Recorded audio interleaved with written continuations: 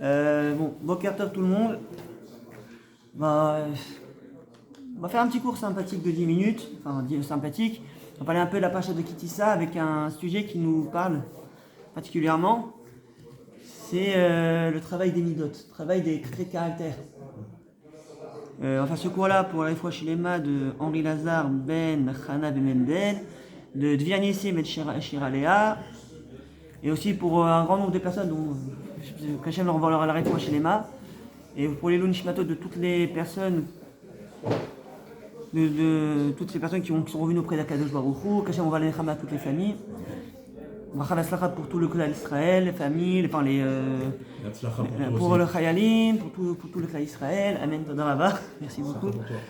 Et qu'on apprenne de très bonnes nouvelles très prochainement. Avec le venue du Mashiach et tout ce qui va avec. Amen, amen. Arshav, Mashiach Arshav. Arshav. Il ne faut pas attendre plus longtemps. Maintenant. On voit que dans cette paracha, qu'il existe par exemple deux formes de colère. Il y a la colère d'Akadosh Baruch Hu quand il a décidé de vouloir anéantir le peuple totalement. Et il y a une colère qui nous a sauvés. Laquelle? C'est le Moshe Rabbeinu. Quand Akadosh Baruch Hu, quand Akadosh Baruch Hu il dit à Moshe, l'Ech Red, descends. Parce que le peuple que tu as fait sortir d'Égypte a fauté. C'est-à-dire ton peuple que tu as fait sortir d'Égypte, il a fauté. Ce que ça veut dire, c'est qui le peuple qui a fauté? On comprend une chose, c'est que Moshe a fait quelque chose, il a fait venir les Révrav dans le peuple. Pourquoi? Pour donner une capacité au peuple de savoir, parce qu'il y avait peut-être des Neshamot dans les Révrav qui étaient capables de faire teshuva. Mais il savait que c'était difficile. Qu'est-ce qu'il a alors il a pris des gros risques. Il a pris des gros risques. Et c'est pour ça qu'Akadosh Baruch Hu lui en a voulu, parce que c'est lui en quelque sorte le responsable, lui qui a fait venir le Révrav dans le peuple. On ne sait pas si c'est le Révrav qui a fait vraiment le vaudor. Parce que... Non, c'est pas lui qui a fait réellement le vaudor, mais c'est lui qui a incité. Il a dit, écoute, il a chauffé l'histoire. Ton Moshe est mort, parce qu'après moi, le Satan leur a fait voir un événement, comme quoi ils ont vu le Moshe mort devant eux. Il a dit, écoute, Moshe est mort, il faut quand même que tu trouves une autre divinité, un autre dieu, pour nous faire sortir, pour nous ramener en Égypte, hein, pas pour nous amener. Et donc Aaron, qui était dans un dilemme total, il a dit, bon, il faut que je gagne du temps. Là, il y a un cas de Piquar Nefesh. Ils ont tué Chour en plus.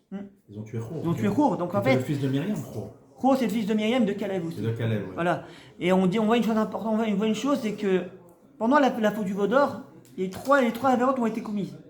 Avodazara, certains disent qu'il y a eu les Tzachek. Remarquez Tzachek, Rachid il en mentionne, il dit que ça veut dire qu'il y a eu des incestes, des adultères, des shalom. Et il y a eu les Shirodamim. Ils ont tué Chour pendant cette période. Et la deuxième colère, c'est celle de Moshe Rabbeinu. Quand il descend du Har Sinaï,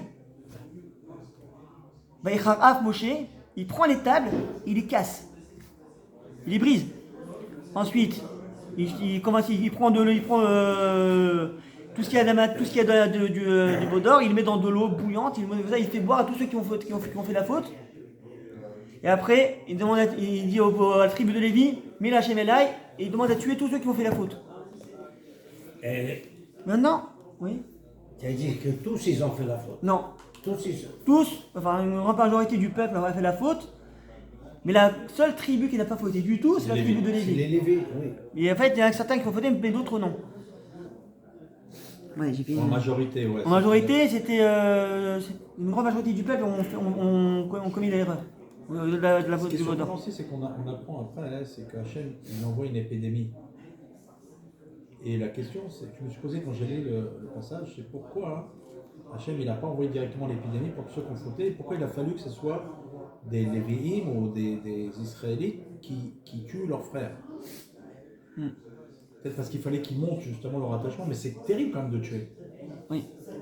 En fait, il faut qu'ils montrent leur attachement à Kadesh Baruch Hu, et qui montre aussi la gravité d'une avérat, surtout une des avérotes qu'Hachem déteste par-dessus tout, que ce soit Gilou Yerayos, Fordam et Avodazara. C'est qu'en fait là, Hachem, il nous démontre à quel point il déteste ce genre de ces avérotes.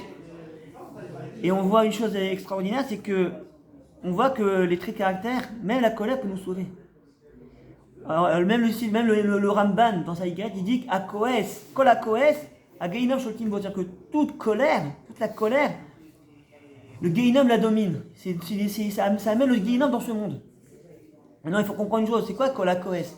On peut l'expliquer comme toute forme de colère est mauvaise, ou il veut dire qu'il y a une colère particulière qui est difficile, qui est mauvaise, celle qui est incontrôlable. Celle que quand tu commences à sortir, tu n'es plus toi-même. Sur le tégon. Tu sors de tes gonds, exactement, comme dit le Rav.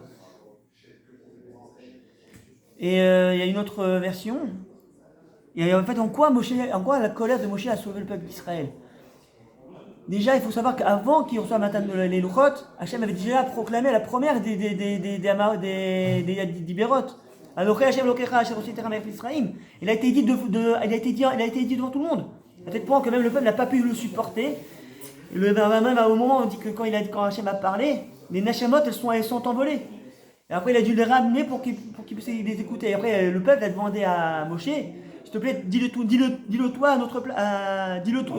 Prends-le, demande à Hachem de dévoiler. Après tu nous dévoiles toi. On ne peut pas supporter cette présence. Alors Moshe, pourquoi cette colère-là nous a sauvés? Étant donné qu'ils avaient déjà entendu la première des Secret Dibérot, même s'ils ont pas supporté, mais ils ont quand même entendu.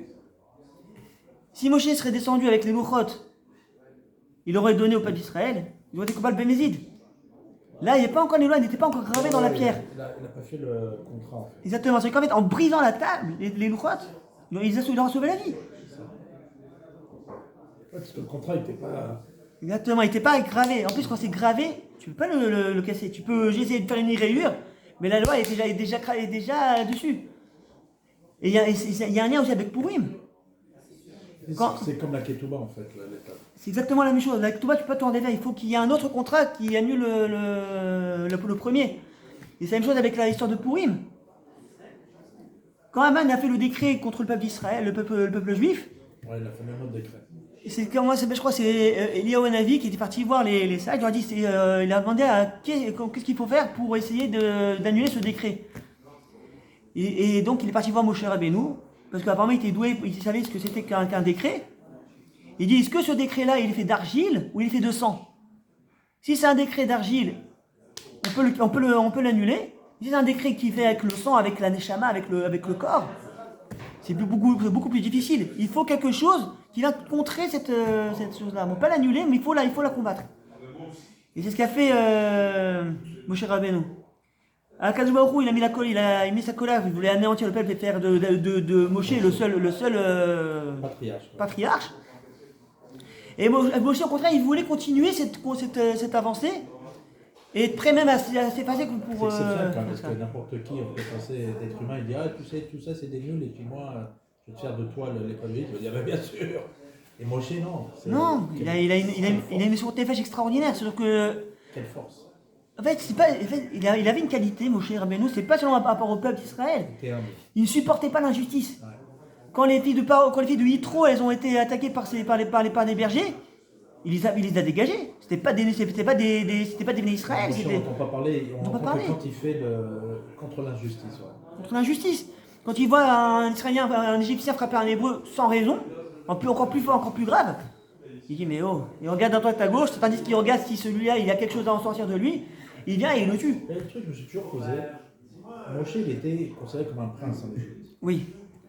Bon, aujourd'hui, quand tu vois les princes dans les différentes nations, dictatures, là, tout ça, ils tuent un citoyen lambda, même un officier. Oui. Pourquoi il serait mis en prison? Au contraire, c'est un prince, il fait ce qu'il veut.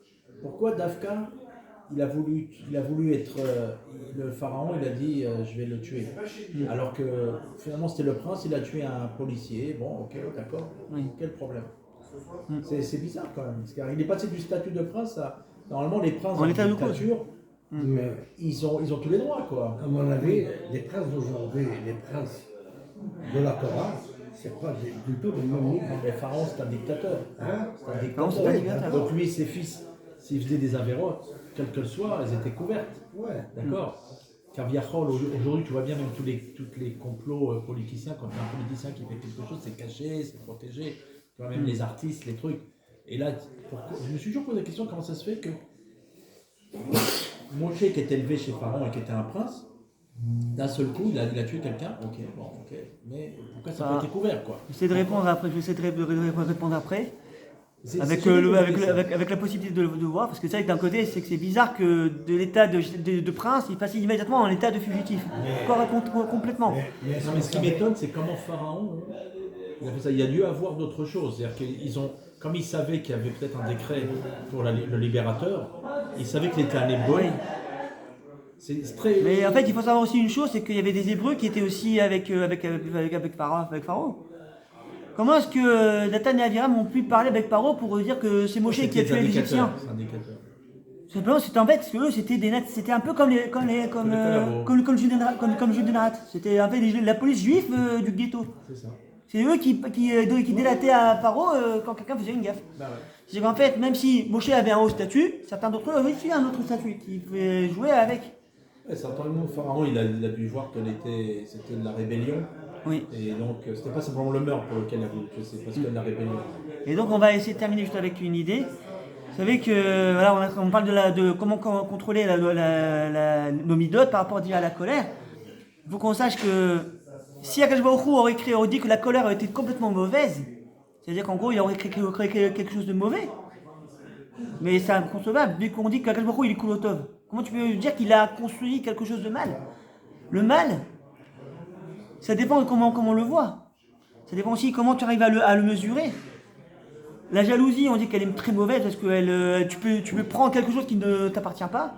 Mais en revanche, quand tu es jaloux de quelqu'un qui a un meilleur statut que toi par rapport à un cours que tu as donné, par rapport à, il est intéressé il est passionné par ce que tu lui as dit, il a envie de faire davantage. Ça, c'est une bonne jalousie. C'est-à-dire qu'il y a une bonne jalousie et une mauvaise. C'est quoi le mot mida? En français, on le traduit mal en disant que c'est qualité et défaut. Mesure. Une bonne mesure ou une mauvaise mesure.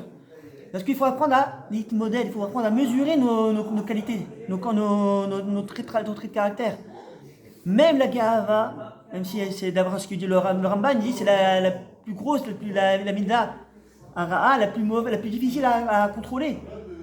Mais en revanche, le Rav Kook, il dit dans les Shlechak Terroir, il dit Yesh Geout. Il y a une forme de fierté qui est permise. C'est la Gahava Begeout Hashem. C'est la Gahava pour la fierté d'Hachem. C'est-à-dire que tu as une fierté pour quelque chose qui est infini. Quelque chose qui peut donner tout ce que tu veux. Mais si tu es orgueilleux par rapport à ta propre personne, qui est un élément fini, tu te renorgueilles de quoi? Tu te bloques, tu es complètement fermé. Mais en contraire, quand tu es fier de l'infini, de quelque chose qui est beaucoup plus grand, tu peux être fier à l'infini. C'est pas quelque chose qui te bloque, c'est quelque chose qui te donne un truc infini. D'ailleurs, c'est pour ça que c'est marqué la première des Diberot.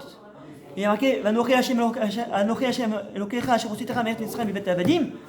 Pourquoi on a besoin Hashem a besoin de préciser qu'il nous a fait sortir d'Égypte? Pour nous faire comprendre que l'espace d'un homme, comme en Égypte, est complètement restreint par rapport à l'espace qu'Akadosh Baruch Hu nous propose. Il nous a fait sortir du monde restreint, c'est pour ça qu'on s'appelle Mitzrayim, Metzarim. Il nous a fait sortir d'un état restreint, humain, à un état au-delà de toute limite. Et c'est ça qu'il faut qu'on comprenne. Les midotes que Akadosh Baruch Hu nous a données, à nous de savoir à nous de les travailler. Ce que dit, et là je termine avec ce que dit, c'est Rav Salanter qui a dit ça, Rav Israël Salanter. Il est plus facile de finir tout le chasse que de travailler une seule de nos midotes. C'est clair. Si on peut changer un de nos défauts, t'as gagné ta vie, quoi, en fait. Exactement. Ah, c'est vrai. On a tous un travail à faire. Et que je souhaite à tous un très bon vote. Amen. Je le mets en plus dans la vidéo, c'est sympathique. Ça fait, voilà. Et il faut savoir juste une chose, voter, même si j'avoue que c'est pas dans ma pensée de le faire, mais il faut le faire parce qu'il y a des enjeux qui se jouent vraiment fort dans notre peuple. C'est clair. Voilà. Bonne journée à tous.